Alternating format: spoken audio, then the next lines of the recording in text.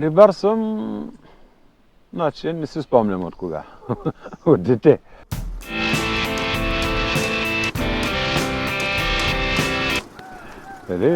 Това са... Дядо ми е бил рибар, баща ми. Той съм закърмен с лодки, с риби, с морето. И може би и зато и обичам тази професия.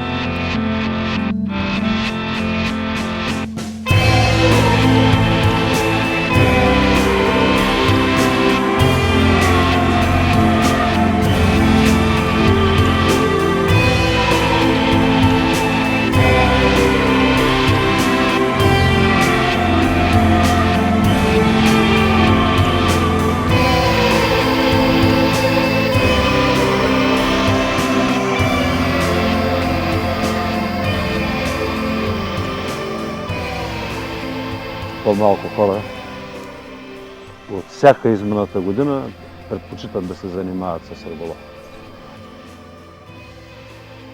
Има пролетен талян, има и есенен талян.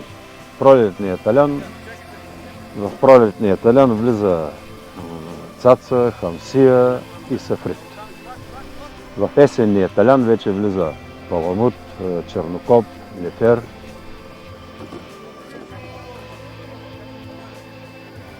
Значи какво ми прави впечатление? От година на година рибата намаля. Причините могат да се търсят навсякъде. Естествено, най-сериозната причина според мен има едни корабчета, които също се занимават с риболов целогодишно, но влачат след себе си тралове.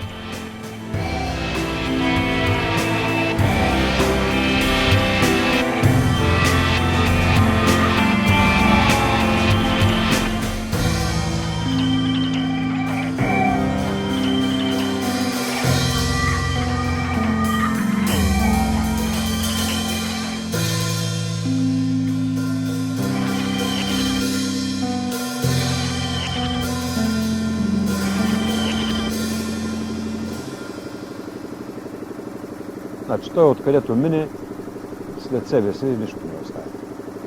Това е трал, така наречен.